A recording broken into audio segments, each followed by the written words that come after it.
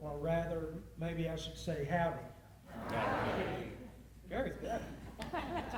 It's a familiar greeting around these parts, of course, and everyone here has spent time on campus or around the campus. And it certainly became very familiar to my brothers and I as we grew up on Winding Road.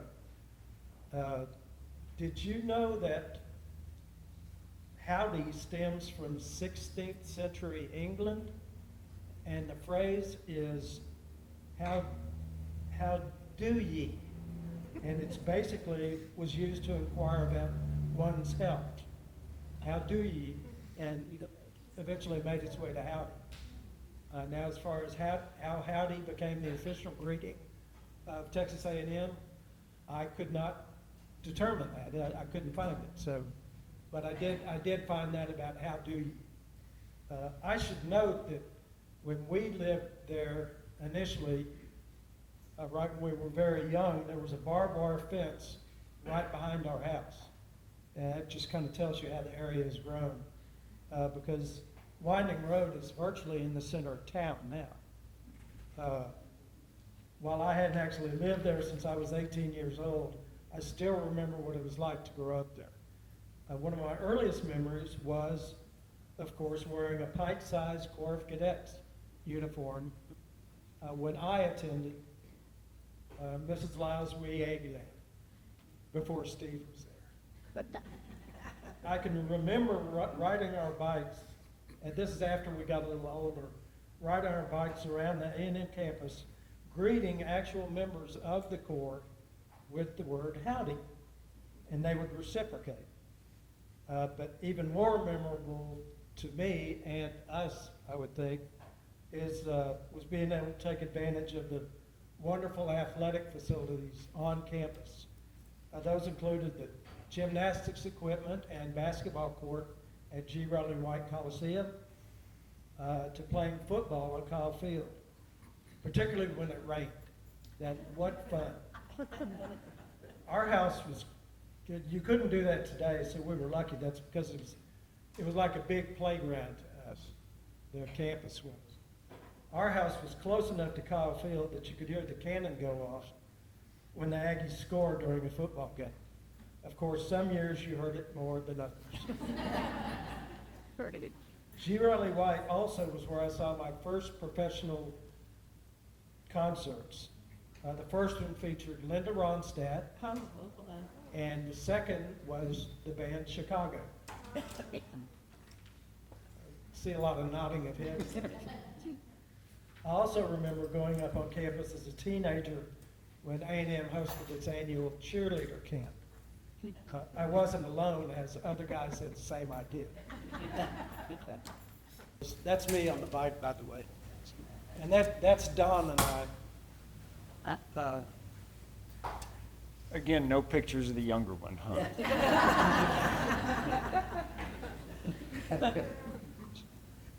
And there's all of us There you go. with our dad, who also grew up in College Station, believe it or not, and he attended A&M.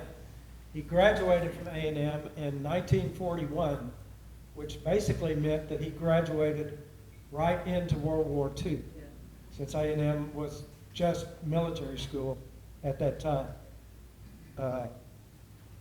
He was an officer in the U.S. Army and helped lead a heavy artillery unit. After serving, Dad came back home, and he and Mom were married at the YMCA on campus.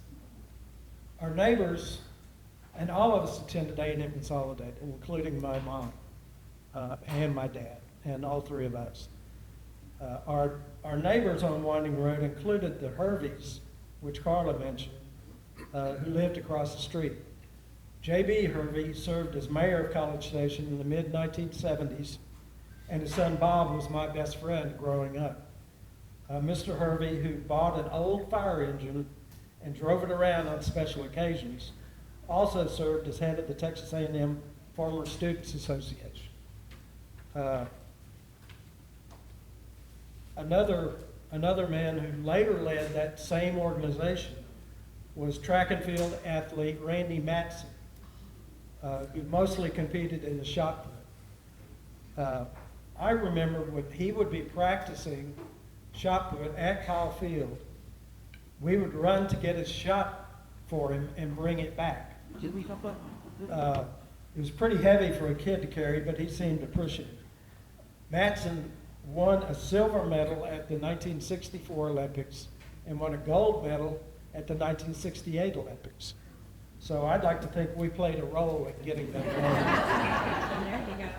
gold. My first real job was working in the cotton fields at A&M, where we selfed cotton, which basically involved gluing buds shut so they wouldn't open. But the bad thing about that was the next day you could always see how many you missed, and so could your boss, because they would bloom overnight. And what do you expect for $1.20 an hour? I later spent most of my professional career as a journalist, starting at, well, Carla mentioned some of these, but one writing job I did in particular was truly personal. And it's truly personal because I actually wrote a short book, which is what I showed you, about my grandfather, Fritz Hensel. This book. He was the first head of the landscape arts department in 1926 and played a huge role in making the campus one of the most beautiful campuses in the entire United States. I didn't write this book for the general population. I wrote it mainly just so it could be passed down to younger generations as the family expanded. And it will be, but gave them out as Christmas gifts back in 2021, and basically gave them to my brothers so they could hand them down to their kids. I'd like to share a few excerpts of the book with you now. The first was included in an editorial in the Battalion, which I know I don't have to tell you what the Battalion is, after Fritz died, where it said, A&M College was woven all through Mr. Hensel's life, and that's so true. The Texas Senate passed a resolution just days later lauding his contributions. The resolution called him a noble Texan who was a widely recognized authority in landscape architecture. He was a San Antonio native. He spent virtually his entire professional career at A&M. He enrolled there as a student in 1903, then graduated in 1907 with a degree in horticulture. Incidentally, A&M graduate E.J. Kyle, whose name adorns Kyle Field, was named head of the horticulture department while Fritz Hensel was a student. I just thought that was pretty cool. He obtained a Master of Science degree from Cornell University in 1914. By that time, he had already begun to work as an instructor of horticulture at A&M. By 1925, he was promoted to professor in the Department of Landscape Art, and within a year became the head of the department. He was later put in charge of overseeing the grounds for the entire campus.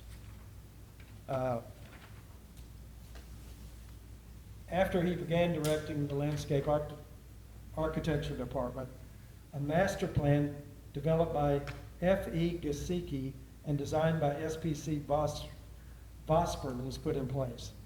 And despite the Great Depression, and pardon me, I'm reading part of this, but Vosper designed 10 remarkable buildings in just 4 years, rivaling the best commercial interiors anywhere in the United States, according to the book Architecture That Speaks. Funding for landscaping around those buildings was established in 1931 in order to implement Fritz Hensel's beautification plans. Our grandfather was a recognized landscape designer responsible for designing the east entrance to the campus and for helping reorient the campus toward the new state highway, which was Highway 6. Gasicki and Hensel had joined forces to reorient the campus to take advantage of the new highway. A major focal point in the design was the administration building. And hopefully that's, no, there's Mom and Dad. The administration building was designed to be seen from a great distance while welcoming visitors to a thriving institution. The street leading up to the building, New Main Drive, was lined with live oak trees. They cost $1.95 a piece at the time. The New Main Drive and entrance formally opened in 1936. Fritz also oversaw the planting of oaks around the drill field that were memorials to Aggies killed in war. Among the final designs Fritz carried out late in his career was a 30-acre park which straddles the border between College Station and Bryan. And the park was named Hensel Park in his honor. Many improvements to the park have been made in recent years, and more are about to get underway, as I understand. Now, that particular picture is me and my youngest daughter, Molly, standing in front of the Hensel Park sign, which I've got my eye on to get after the improvements are made. In 1948, Fritz Hensel was recognized by students at A&M as Outstanding Faculty Member of the Year.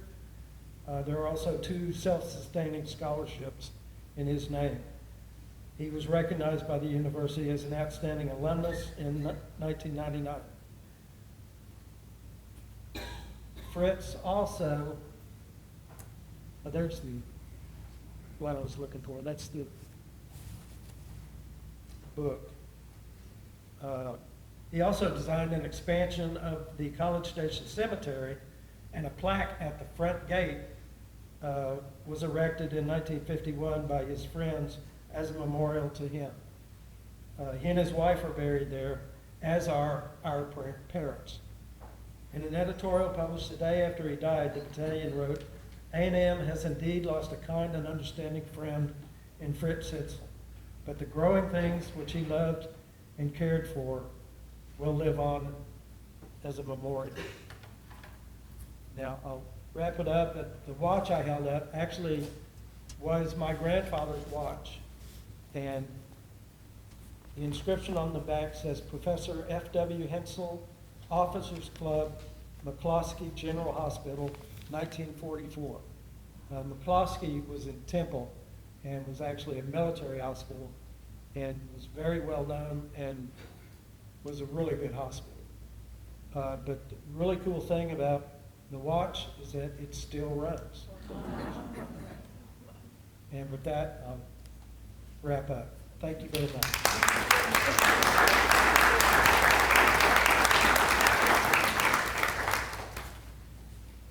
Thanks, Bill. All yours, Steve. Howdy. One final thing on the scholarship that I thought was interesting. Bill talked about a student scholarship. Like, from the article, it said that was the first student-funded scholarship in the U.S. Wow. Proves me wrong. I really don't know. I couldn't find No, that's anything, true. but the article did point that out. So I'm the first to say I've kind of procrastinated about this talk for a few months, and it's not that I didn't want to do it. It's the time it takes to think back and open memories. But it's been good because I've remembered things that I'd forgotten. I've learned things that I have zero idea, because most of my talk's going to be more about Dad and what I saw from Winding Road. So, as Carla mentioned, I did graduate from Wee Aggie Land. You notice Bill said he attended.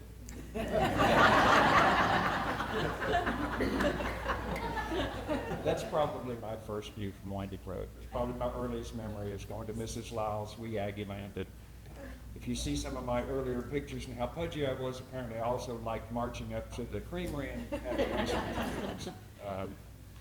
So my view is about mom and dad. So dad was also F.W. Hensel. He was known as F.W., Bill, Billy, Willie, and Poppy. Long, Francis Eaton Hensel would have been known as Francis, Fran, Franny, or Grammy. We gave them a 40th anniversary party, I think. What did it? And Jim Dozier was there, and all of his friends spoke, and he said, Bill Hensel could keep his secrets.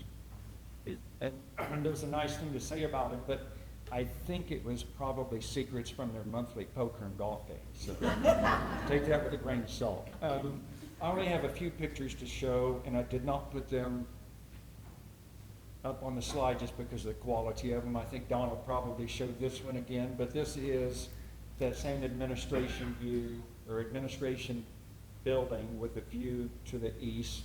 But what interested me is that was Dad, I guess, is a freshman probably. I think so. And so here you are in the Corps of Cadets looking out over what your dad landscape. Yeah.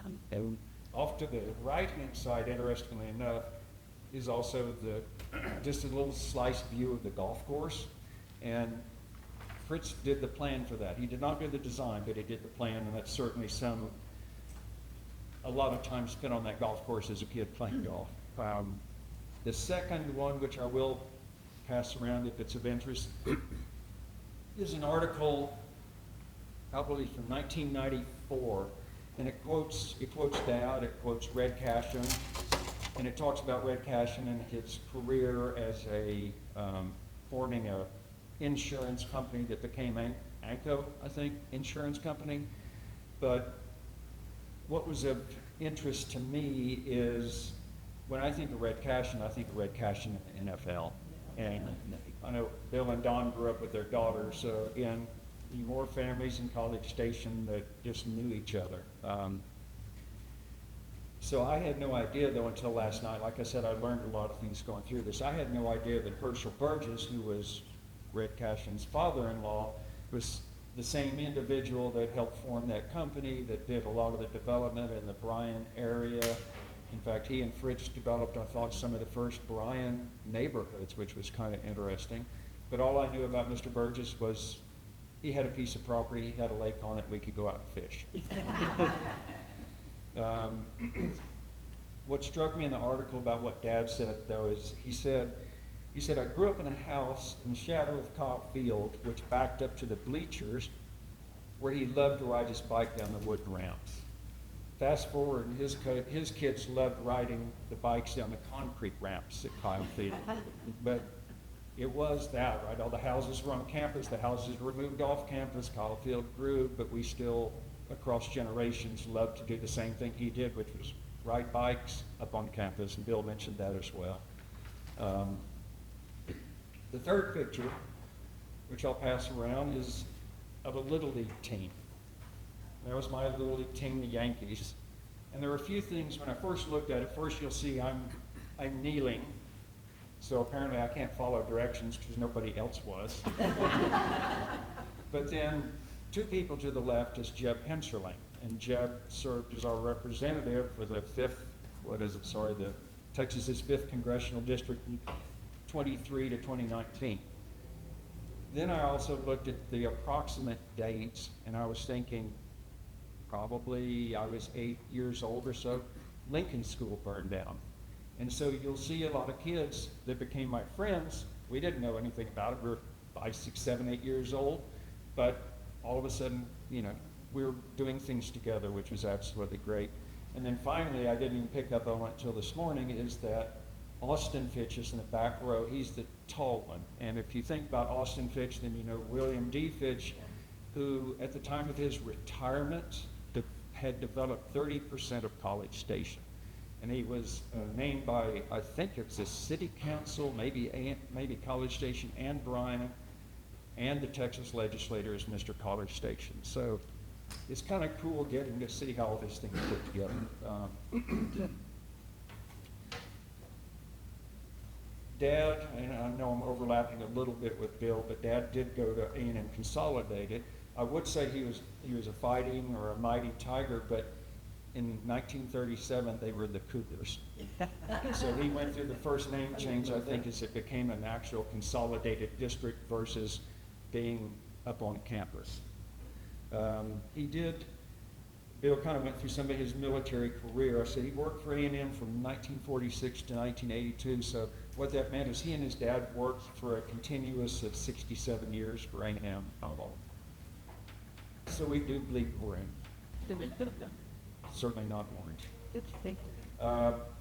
His career, he was placement director. I think that's what he enjoyed the most because he loved helping kids get jobs. I found Don kept all these old pictures of that as well. In fact, it was hard to find some of these pictures because Don pretty well hoards all the good important stuff. He shared what he wanted to ahead of this speech, so he probably is going to have the best because he just has it all. But Dad loved playing golf. He played on A&M's tennis team. He was actually a very, very good athlete. He and Mom loved to bowl, so triangle bowl. We got to play there a lot. So Mom started off at UT, but she left, I think, after a year and graduated from the University of Iowa. And she's probably was one of the most ardent Abby supporters and TSIP haters. Might have been an emphasis on that last. So since this is my view from Winding Road, there's going to be some scatter shooting. So the way I look at it is, some of you may remember the columnist Leon Hale. He had great articles. We grew up reading them in the Houston Post, so that was great. When Bill actually got to meet Leon Hale and meet his wife, do they have property out close to you? Or did? Yeah, and actually, we went to lunch with him 4 or 5 years ago before Leon died, and it was very nice. That was in Round Top. Yeah. So I'm just going to give you some scatter shooting about my view from Winding Road at A&M campus. Being able to walk up on campus with your dad and meet people up on campus that had been his dad's students that he hired, paid them 15 to 30 cents an hour so they could get through school. Dad's left arm, Don pointed this one out to me, Dad's left arm was always tanner than his right arm, because when he drove, he always had the window of that car down and he kept his arm out like this to the point where he rubbed off paint on the car. So you end up with these memories, but that's what they are. I also remember I could not beat him in ping pong. He had a wicked serve, and I learned years later that in World War II he had actually played ping pong in one of Mussolini's castles with a German prisoner of war. Like I said, his athleticism, whether it's softball or tennis at A&M, horseshoes, washers. Mom, like any good person, she ran the family. She was also an athlete, but probably more on card games. I never could beat her in gin or 26, and that's how my wife, Dana, bonded with her, playing cards. Could have been a glass of scotch involved, but neither one would give an inch when they were playing. So those games went on for quite a while. Having a grandfather known at A&M and another grandfather well known at the USDA for being able to help take or desalinate the Nile to irrigate crops in Egypt. But these were just people, these were grandparents, friends, just people that I had zero idea what they did or how they influenced A&M, just mom, dad, whoever it might be. Having family friends such as Ernest Langford, who's known as the father of College Station. Ian Aquillan, who greatly expanded the association of former students across Texas and beyond. We know him as Mac and Juju. Herschel Burgess, who I mentioned, was a star football player and a land developer. Neighbors, as we mentioned, like JB and Nita Hervey, since he was such an influence in College Station. All I knew is he would take me out to his property, which he called the farm across from the raceway, or out to Gauze, and I could shoot a .22 and help him clear brush. Now, JB clearing brush was cut one thing and sit down and have a beer, but that was his getting away from work. And, as a 12-year-old, it's pretty special to get to do those things. Next door to us on the left was, Bill mentioned Les Palmer. I knew he was a pro baseball scout. That's all I knew. But when I looked him up ahead of this, thinking maybe I ought to look, he was also a World War II gunner, German prisoner of war, professional baseball player, and a writer. On the other side, Dr. and Mrs. Rod Martin. I just simply knew that was Jerry and Manette's dad, Mr. and Mrs. Martin to me. Dr. Martin was professor emeritus researcher, and Mrs. Martin was a teacher. But again, just Jerry and Manette's dad. Dr. Martin was also, they had more boats, Jerry told me, than anybody, I think, in College Station. Was it 7, Jerry? Which is why they kept building a bigger and bigger fence to hide all the boats behind. But Dr. Martin also had the most tools of anybody. He was kind enough to loan them out. So, Jerry, that wrench I got in '74, I meant to bring it back this time. And then on other streets around us, the Goods and many more. Great to see Leslie here and Peggy, because Dr. and Mrs. Nat Kiefer, who we just talked about for a minute, you know, internationally recognized expert on animal science, professor, accomplished horse breeder, and Mrs. Kiefer was certainly a teacher extraordinaire. I didn't take her math classes because I never could have gotten through there, I can tell you that. But to me, that was Peggy's mom and dad. Although one of my earlier memories of Dr. Kiefer was him driving by a parent's house in his truck, always with a stern look on his face. It was a look that basically said to me as a teenager, don't even think about asking one of my daughters out. Never did I, guys? And one of my favorite memories, quite frankly, was celebrating New Year's Day at the Herbies' house.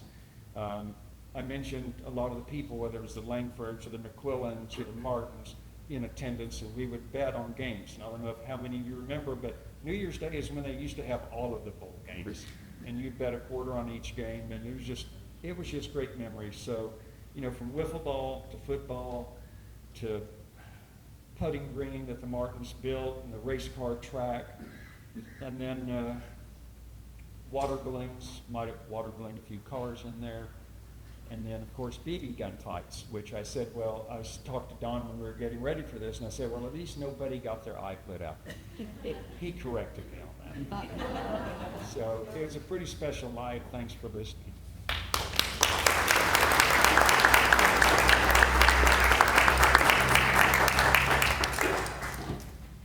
Nice, Steve. Howdy. You guys took some of my stuff. No, That's why we seriously. went first. Yeah.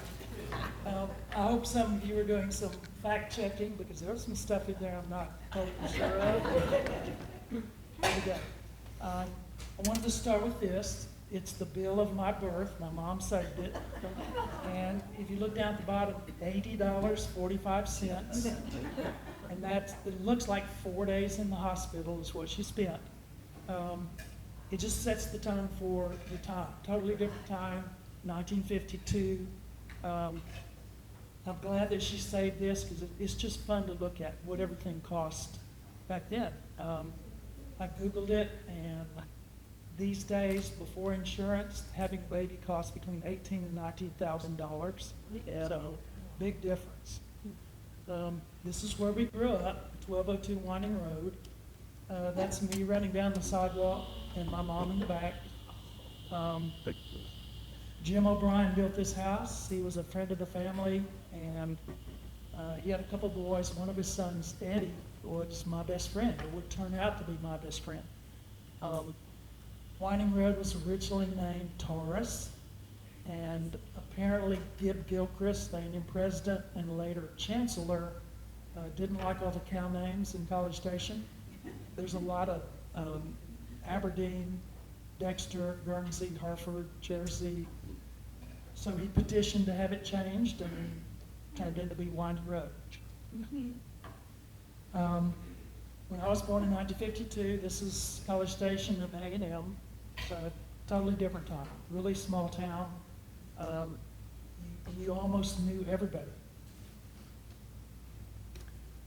My dad would take us up to Bonfire after Bonfire when we were really little. And this is Bill and I sitting on the log at the drill field. Probably a couple Sitting days on after a log. Bonfire. Good memories. Everybody had a lemonade stand at one time or another. Of course, our mom would help us. I can't read the signs, so I'm not sure what I was charging, probably a nickel. But I remember that my mom would probably be the one to buy most of the lemonade. But it's still a fun time. My little league picture, the dads were the coaches. I remember riding my bike to practices and games. Everything was close, so that was one of the perks of living in a small town. That's me, top row, second from left. For the life of me, I cannot remember the coaches' names. I tried really hard, but it just won't come. The best thing about baseball practice was when you got your T-shirt and your cap.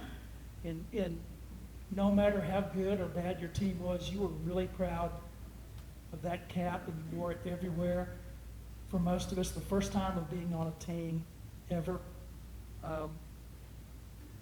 After games, we'd get snow cones. That was huge. It was always a race to get first in line at the snow cone stand. Our moms worked the concession stands, and with three of us that played a little league, probably 3 or 4 years each, our moms spent a lot of time in the concession stand.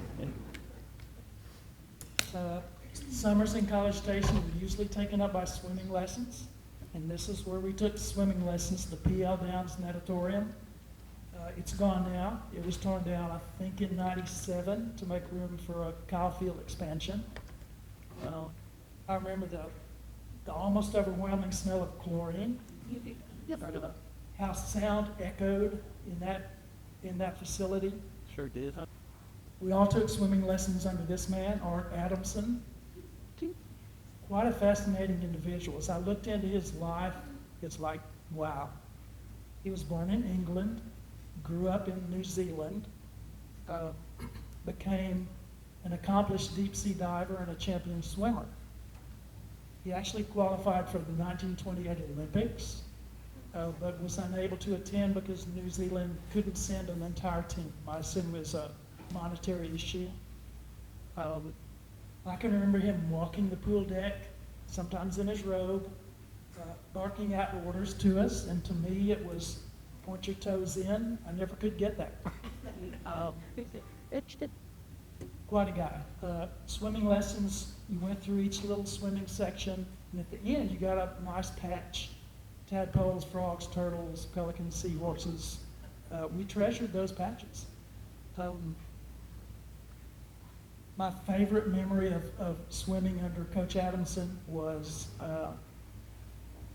we put our clothes on over our swimsuits, jump in the deep end, tread water, take our shirt and pants off, tie knots in the arms and the legs, and flip them over our heads to gather some air. And we hold them, float on them for maybe 10, 15 seconds. We have to do it again. And once you made the 15 minutes or whatever the time limit was, you passed that section. Adamson Lagoon in College Station is named after him, and well deserved, because it looks like he taught in his career 15,000 kids from Central Texas how to swim. So pretty big deal. He served as A&M head swimming coach and water polo coach for 31 years. And most sources say that's the longest serving head coach in A&M history. So pretty cool guy. This is my 6th birthday party. So want to point out a few people. This is 1957. The Herveys moved in across the street. They've mentioned them. This is Dickie Hervey, Scott Hervey, my friend Jack Bailey, Bob Hervey. That's Bill. You're kind of funny, Bill. And that's my mom in the background, pregnant with Steve. So There's a picture of him. enjoy that picture. I sat down one day and tried to remember as many neighbors as I could. And I've already thought of a couple that I forgot to put on this list, so I apologize if it's you or some of your friends. Like Steve said, these were just people we knew. We played in the backyards of these people. We've been in their houses. There are 88 names on this list. I figure I've been in 70 of these houses over my career. Want to point out a couple.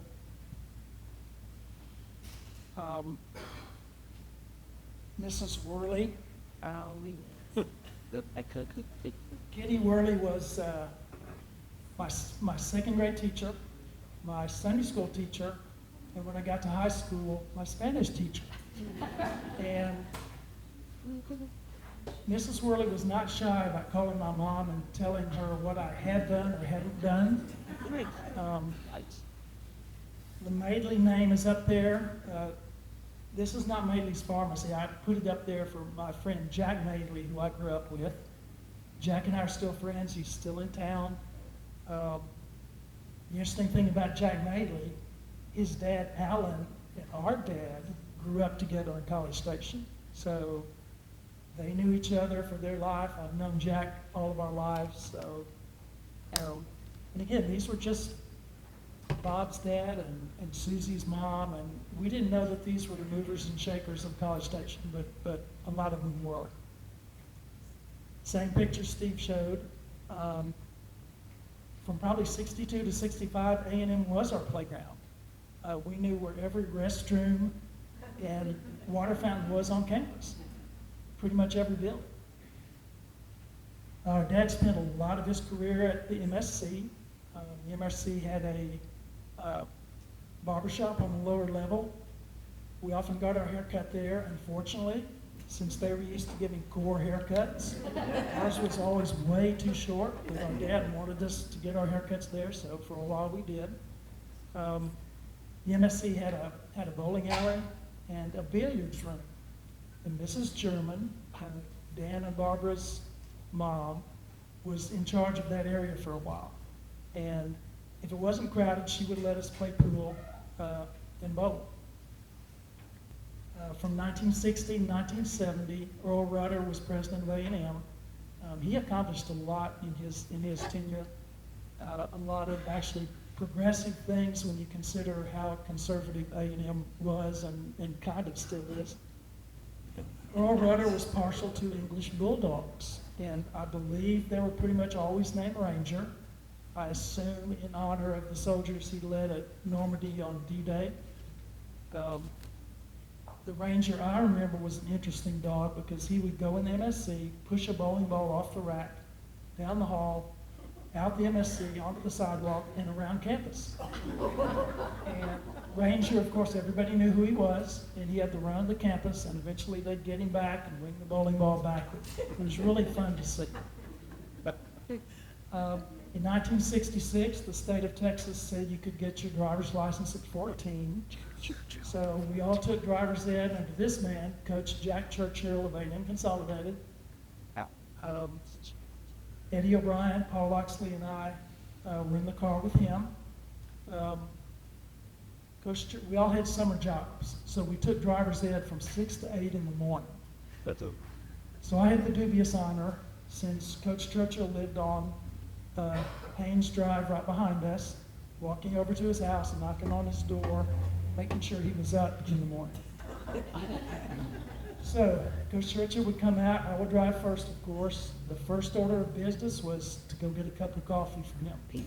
So I learned how to drive really carefully when Coach Churchill had his coffee. And I'm still a pretty careful driver today, and I assume that's because of him. At that time, you had to have, I believe, 2 hours on a standard shift vehicle. And that was really interesting for those of us who had never driven a standard before. But we got it done. You also had to be able to change a tire. And at various intervals, Coach Churchill will tell the driver to pull over and change a particular tire. And we got really good at that. Kind of a lost art these days, but it served me well over the years. A little before 8, they would drop me also in the cotton fields for my summer job, where with the magnificent total of 75 cents an hour, we'd work 8 hours in the cotton field doing that cotton selfing thing that Steve talked about. That's Eddie O'Brien, my best friend growing up for most of my life. We were both hurdlers of A&M Consolidated. I assume that's why we're paired together here. I believe this is 9th grade. The interesting thing about being a track athlete and then in Consolidated, there was no track. We just ran on the grass around the football field. And occasionally they would put grooves in there where you could kind of see where your lane was supposed to be. But and sometimes the coach would have pity on us, put us in a bus and take us up to A&M where we could run on the real track. Before my senior year in high school, I decided I would switch to golf. The three of us play golf, and we've always enjoyed it. And interesting story here, the Martins, Jerry and Manette, who lived right next door to us, and Bill and Steve and I decided we'd come up with a golf green, and we made it in Jerry's yard. Got the dirt, the grass seed, the cup, the flag. We would chip to this green for hours, and there was an area behind our house where we could go at an angle. We could probably have, what, Jerry, 60, 70-yard shot to that golf green. I'm hoping Jerry will put in a real golf green soon, but a lot of fun doing that. That's our parents. I believe at their anniversary party that we put on for them. My mom was always about use proper grammar. That unfortunately is still a work in progress for some of us. She had a great sense of humor. She was always sit and stand up straight. Bill? You're an ambassador, remember? And very, be polite to everybody. That was her. She stuck a smile on her face in the morning and kept it there the whole day. I remember one time asking her, Mom, why don't you get sick? She said, oh, honey, I do get sick. I have to take care of you three boys and Dad. And so that's just how parents do things. You just tough it out sometimes, and she was really tough. Our dad was about be very polite, take care of your house and your yard, think before you speak, and always be prepared. And do the right thing. Do the right thing. This is the Winding Road House as it appears today. Wow. A lot of memories in that house. If my math is right, I spent 54 Christmases in that house, both as a kid and then with our own kids. Lots of memories. Bill and Steve and I are still close today. Our families still do Christmases together. We often vacation together. We did that a few weeks ago down in Rockport for our annual summer get-together. I had a blast doing this. It was lots of fun, looking at the old pictures, thinking about what to talk about. It was just fun. I want to thank Carla for the opportunity, and Jerry, I guess, for kind of suggesting our name. But it was fun. I hope that you've enjoyed our presentation. I hope that it evoked memories of your childhood and your growing up in your hometown, because they're so important. And that's all I've got. Thank you very much.